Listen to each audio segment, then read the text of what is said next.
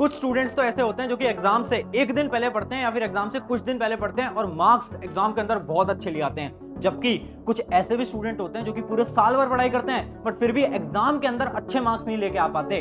तो आखिर वो स्टूडेंट जो कि कम पढ़ के अच्छे मार्क्स ला रहे हैं, क्या वो जीनियस हैं या फिर उन्हें कुछ इस प्रकार की टेक्निक्स पता है जिससे कि वो एक बार पढ़ते हैं और सारी इंफॉर्मेशन उनके दिमाग के अंदर छप जाती है। मोटिवेशन होता है 1 दिन 2 दिन 1 हफ्ता 1 महीना तक। पोती पढ़ जग मुआ पंडित भैया न कोई। टॉपर्स क्यों बने उसकी सबसे पहली वजह।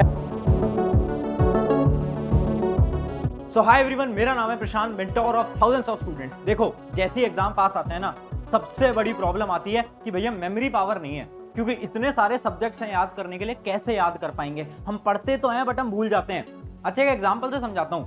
तुम्हारी क्लास के अंदर कुछ ऐसे स्टूडेंट होंगे या फिर शायद वो स्टूडेंट तुम ही हो सकते हो जो कि एग्जाम से एक रात पहले पढ़ रहे हैं या फिर एग्जाम से कुछ दिन पहले पढ़ रहे हैं और अचानक से इनके जब मार्क्स आते हैं ना, तो इनके मार्क्स बहुत अच्छे आ जाते हैं। पता चल रहा है यार, ये स्टूडेंट तो एक रात पहले पढ़ रहा था, इसके मार्क्स आ गए 95%। आखिर वो कैसे करते हैं? तो पिछले 4 साल से हजारों बच्चों को गाइड और मेंटोर कर रहा हूं। वो जो जीनियस बच्चे होते हैं ना, जो कि एक रात पहले पढ़ते हैं, वो बचपन से कुछ इस प्रकार की टेक्निक्स को फॉलो करते आ रहे हैं जिससे कि वो जो पढ़ते हैं ना, उन्हें वो एक बार में याद हो जाता है। उन्हें रिवाइज रिकॉल करने की जरूरत नहीं पड़ती। वो ऐसा नहीं है कि वो बहुत ज्यादा बड़े कोई जीनियस है, नहीं, उन्हें कुछ टेक्निक्स पता है। वही टेक्निक्स मैं आज तुम्हें बताने वाला हूं। सबसे पहले बात कर लेते हैं प्रॉब्लम्स की। जैसे जैसे एग्जाम पास आते हैं, 3 सबसे बड़ी प्रॉब्लम आती है। एक तो याद नहीं रहता, भैया मेमोरी पावर नहीं है, पढ़ते हैं याद नहीं रहता। दूसरी चीज, बार बार रिवीजन करना पड़ता है। अगर याद रखना है तो बहुत बार रिवीजन करना पड़ता है, हर एक चीज को बार बार पढ़ना पड़ता है। बट भैया रिवीजन कर भी ले, बट तीसरी प्रॉब्लम तो सुनो। तीसरी प्रॉब्लम है टाइम बहुत कम है। भैया टाइम इतना कम है, 1-2 महीने के अंदर एग्जाम शुरू होने वाले हैं, 15 दिन में एग्जाम शुरू होने वाले हैं। अब कैसे हम चीजों को याद कर पाएंगे? तो देखो, टेंशन की बात नहीं है। ये जो प्रॉब्लम्स है ना, इन प्रॉब्लम्स के 3 स्टेप सोल्यूशन है। तीनों स्टेप्स को अगर आप फॉलो करोगे, हर रोज कुछ दिन तक फॉलो कर लो, जब तक तुम्हारे एग्जाम आने वाले हैं। अगर आपने फॉलो करा, आपकी मेमोरी पावर इंक्रीज हो जाएगी। उसके साथ साथ वो जो आपकी प्रॉब्लम है ना, आप याद नहीं कर पाते, वो प्रॉब्लम एकदम खत्म हो जाएगी। तो सबसे पहले बात करते हैं हमारे स्टेप नंबर 1। स्टेप नंबर 1 है ट्रेन योर ब्रेन। बहुत ध्यान से समझना। एक स्टोरी या फिर आपसे एक सवाल करके इस चीज को मैं समझाता हूं। देखो, क्या आपने ये चीज नोटिस करी है? कुछ इस प्रकार के सब्जेक्ट होते हैं जो कि आप एक बार पढ़ते हो और आपको याद हो जाता है। आपके फेवरेट सब्जेक्ट याद करो। जब आप साइंस पढ़ रहे थे, अगर आपका साइंस फेवरेट सब्जेक्ट है, तो आपने एक बार पढ़ा था और आपको याद हो गया था। जबकि कुछ इस प्रकार के सब्जेक्ट होते हैं जिनको आप पूरी पूरी रात भर के भी याद करोगे ना, तो भी आपको याद नहीं हो पाते, जो कि आपके बेकार सब्जेक्ट होते हैं, जो कि आपको बिल्कुल भी पसंद नहीं होते। होता है ना ऐसा? तो क्या प्रॉब्लम आपकी मेमोरी पावर में या फिर प्रॉब्लम आपके ब्रेन के अंदर है? प्रॉब्लम मेमोरी में नहीं है, प्रॉब्लम आपके माइंड, आपके ब्रेन के अंदर है। जो माइंड है ना, ये आपको बेवकूफ बनाता है। इसके ऊपर ना एक स्टडी कंडक्ट की गई थी और उस स्टडी से ये पता चला कि मेमोरी पावर डिपेंड करती है सब्जेक्ट के इंटरेस्ट के ऊपर। आसान भाषा में समझाता हूं, ध्यान से समझना। एक सब्जेक्ट जो आपको पसंद है ना, उसको आप बहुत जल्दी याद कर पाओगे, जबकि वो सब्जेक्ट जो आपको बिल्कुल पसंद नहीं है ना, उसको आप 2-3 दिन लगा लो फिर भी आप याद नहीं कर पाओगे। तो इसका सोल्यूशन क्या है? इसका सोल्यूशन है ट्रेन योर ब्रेन। अपने दिमाग को ट्रेन करना पड़ेगा। कैसे? देखो, तुम्हारे दिमाग के अंदर एक डर बन चुका है, एक फियर बन चुका है। तुम्हें अभी क्या लगता है ना कि ये जो सब्जेक्ट है ना, ये तो कभी मैं पढ़ ही नहीं पाऊंगा, ये तो कभी मैं पढ़ ही नहीं पाऊंगी। ये ऐसा सब्जेक्ट है जिसके अंदर मैं मार्क्स कभी स्कोर ही नहीं कर पाऊंगा या कर पाऊंगी। ऐसा क्यों हुआ? ऐसा इसलिए हुआ क्योंकि बचपन के अंदर, शायद 8th क्लास के अंदर, 7th क्लास के अंदर, 6th क्लास के अंदर, उस सब्जेक्ट के अंदर तुम कभी अच्छा स्कोर नहीं कर पाए होगे। या फिर जब आपकी कोचिंग के अंदर उस चैप्टर को पढ़ाया जा रहा था तो शायद आपकी बैकलॉग हो गई थी, आप बीमार पड़ गए थे, कोई भी रीजन हो सकता है, जिस वजह से अब आपको वो सब्जेक्ट पसंद नहीं है। अब आपको क्या करना है? अपने ब्रेन को हर रोज बोलना है। मतलब सुबह उठोगे, हर रोज खुद से बोलोगे कि this exam will be best exam of my life. या फिर अगर कोई सब्जेक्ट, आपको जिस सब्जेक्ट से डर लगता है, उसके बारे में बोलो, इस सब्जेक्ट को मैं पढ़ूंगा और इसके अंदर मैं सबसे अच्छे मार्क्स लेकर आऊंगा या लेकर आऊंगी। ये होता है ट्रेन योर ब्रेन। हर रोज सुबह उठकर बोलना है this exam will be best exam of my life, या फिर लिखो this exam will be best exam of my life. अभी आपको सुनकर ऐसा लग रहा होगा, क्या ये बच्चों वाली बात कर रहे हैं यार यूट्यूब के ऊपर आकर? ये बच्चों वाली बात नहीं है। इसके ऊपर हजारों साइंटिफिक स्टडीज की गई हैं। न्यूरो साइंटिस्ट तक ने बताया है कि ये जो टेक्निक है ये हेल्पफुल होती है।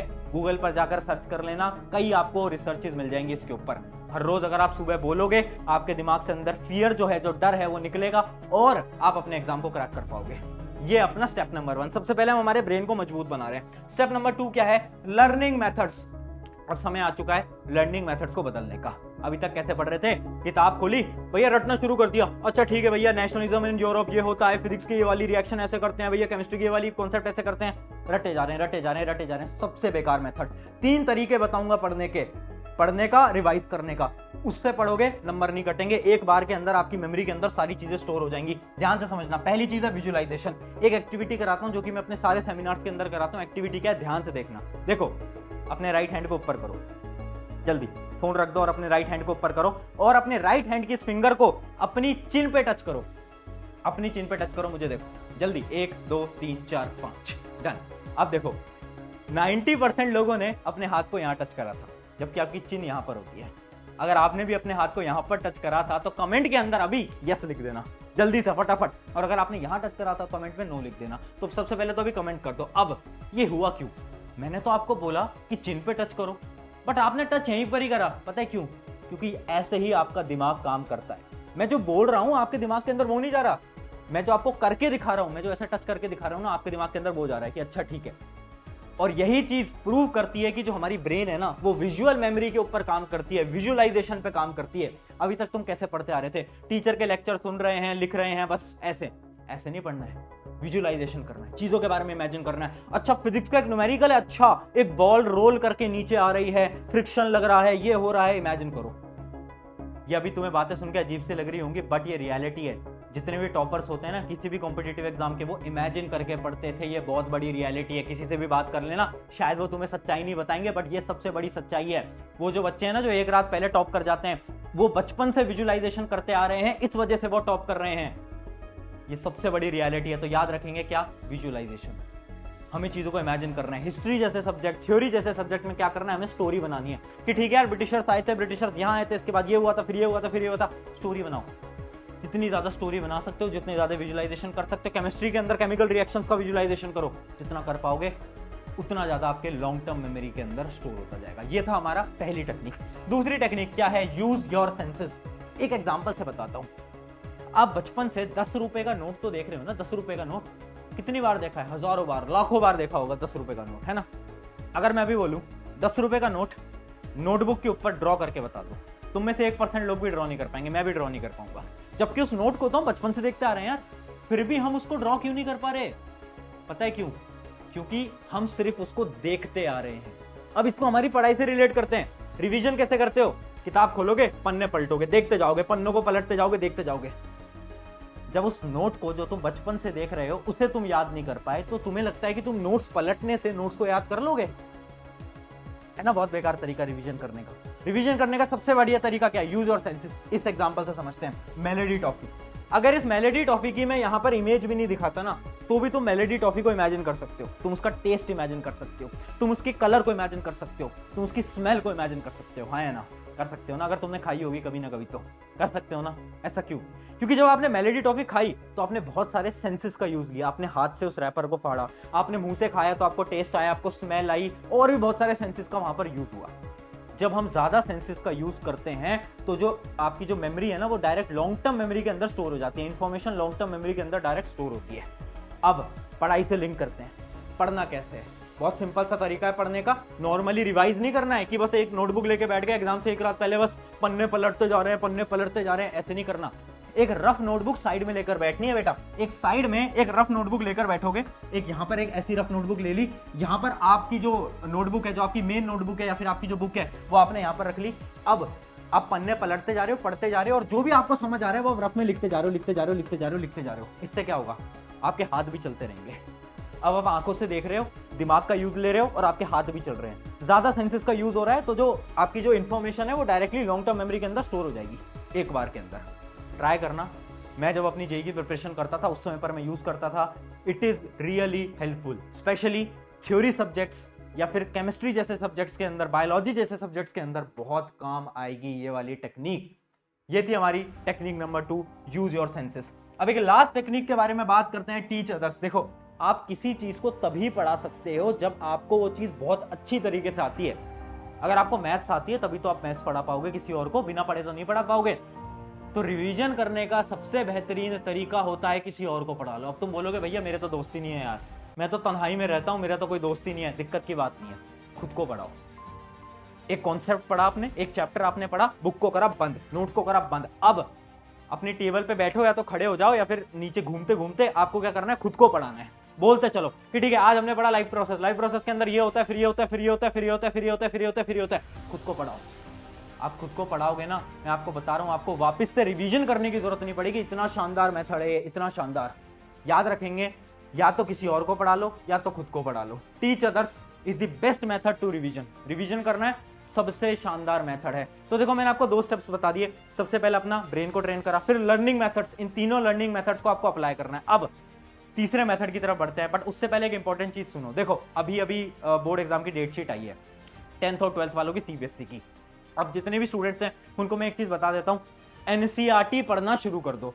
एनसीईआरटी अगर अभी तक नहीं पढ़ रहे हो, बहुत बड़ी दुविधा के अंदर फंस जाओगे। एनसीईआरटी से बहुत डायरेक्टली सवाल आते हैं, स्पेशली 11th और 12th वाले जो स्टूडेंट्स हैं उनकी एनसीईआरटी तो बहुत ज्यादा डिफिकल्ट होती है। 12th वालों की फिजिक्स और केमिस्ट्री की एनसीईआरटी बहुत डिफिकल्ट होती है। तो तुम्हारे लिए ना मैंने 2 बुक बना दी हैं। वो बुक मैं आपको यहाँ पर लेकर भी आया हूँ, मैं आपको दिखा देता हूँ। ये 2 बुक हमने बना दी है। पहली है हैंडबुक फॉर फिजिक्स, दूसरी अपनी हैंडबुक फॉर केमिस्ट्री। ये 2 बुक बनाई है। इसका मेन मोटिव क्या था ना कि एनसीईआरटी इतनी मुश्किल है, 2 किताबें हैं। इसके अंदर इतनी पतली किताब के अंदर फिजिक्स की पूरी एनसीईआरटी को लाइन बाय लाइन तोड़ दिया है। इसके अंदर केमिस्ट्री की पूरी एनसीईआरटी को लाइन बाय लाइन तोड़ दिया है। अगर बोर्ड एग्जाम क्रैक करने, एनसीईआरटी पढ़ने में दिक्कत आ रही है, ये जो 2 बुक हैं ये आपके लिए बहुत ज्यादा हेल्पफुल होने वाली हैं। एक चीज याद रखना, एनसीईआरटी पढ़ो। इन बुक की जो लिंक है मैं डिस्क्रिप्शन में दे दूंगा, ठीक है। अब बढ़ते हैं हमारे अगला स्टेप, जो कि है हमारा स्टेप नंबर 3। हमने 2 स्टेप के अंदर सीखा, ट्रेन योर ब्रेन, ब्रेन को ट्रेन करा, हमारे सबकॉन्शियस माइंड के अंदर इंफॉर्मेशन डाली कि ठीक है कर सकता हूं मैं, कर सकती हूं मैं। अब दूसरे मेथड में हमने अपने लर्निंग मेथड्स को चेंज कर दिया, जिससे कि मैं जल्दी याद कर पाऊंगा या कर पाऊंगी। अब तीसरे मेथड के अंदर है कंसंट्रेशन। अब होगा क्या है ना, हमारी कंसंट्रेशन पावर नहीं है। तुम पढ़ने तो बैठोगे पर तुम याद नहीं कर पाओगे, सबसे बड़ी प्रॉब्लम है ना। कितनी बार होता है ना, तुम पढ़ने बैठते हो मोबाइल फोन पे डिस्ट्रैक्टेड हो जाते हो, क्यों? क्योंकि तुम्हारी कंसंट्रेशन पावर ही नहीं है। वो कंसंट्रेशन पावर कैसे आएगी? देखो वैसे तो बहुत अलग अलग मेथड्स होते हैं, बट मैं आपको एक बहुत साइंटिफिक मेथड बता रहा हूं, जो कि मैं एक वीडियो के अंदर भी बता चुका हूं। मेथड क्या है? Brain harmonic musics. कुछ ऐसे गाने जो कि आपको कंसंट्रेटेड बना सकते हैं। कौन से गाने होते हैं? 40 हर्ट्ज बाइनोरियल बीट्स। और 40 हर्ट्ज बाइनोरियल बीट्स कैसे आपके दिमाग के ऊपर इंपैक्ट डालते हैं, वो मैं पूरी 10 मिनट की वीडियो के अंदर समझा चुका हूं। लिंक यहीं कहीं आगे होगी, उसको आपको देख लेना है। उसमें पूरा साइंटिफिकली मैंने एक्सप्लेन करा है कि ये कैसे आपके ब्रेन के ऊपर इंपैक्ट डालते हैं। बट ऊपर से समझा देता हूं, ये जो म्यूजिक होता है ये आपकी ब्रेन वेव्स को जनरेट करता है, जिससे कि जो आपकी कंसंट्रेशन पावर है, जो आपकी मेमोरी पावर है, वो बहुत जल्दी इंक्रीज होती है।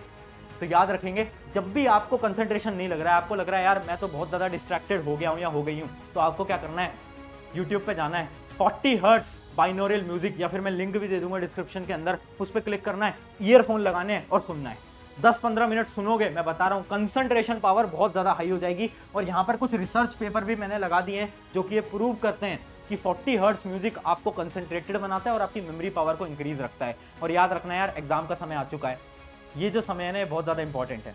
इस समय पर गाने सुनना अवॉइड करो, क्योंकि वो जो तुम गाने सुन रहे हो ना, वही गाने तुम्हारे एग्जाम के दौरान तुम्हारे दिमाग के अंदर बज रहे होंगे कि एक गाना तुमने सुन लिया, बड़ा शानदार था। अब जब तुम एग्जाम में पेपर लिखने बैठोगे ना, तो तुम्हारे दिमाग के अंदर वही गाना चल रहा होगा। तो गाना सुनना एग्जाम के समय पर 1 महीने तक अवॉइड करना चाहिए। ये मेरी स्पेशल टेक्निक है आप सभी के लिए। गाने के बजाय जब भी कंसंट्रेशन नहीं लग रहा, ये म्यूजिक सुन लो, मजा आ जाएगा। एकदम आपका जो ब्रेन है एकदम कंसंट्रेटेड हो जाएगा। तो ये थी आज के हमारे 3 स्टेप्स। अगर आपने इन तीनों स्टेप्स को फॉलो करा, मैं गारंटी देता हूं यार, आपको कोई रोक नहीं पाएगा।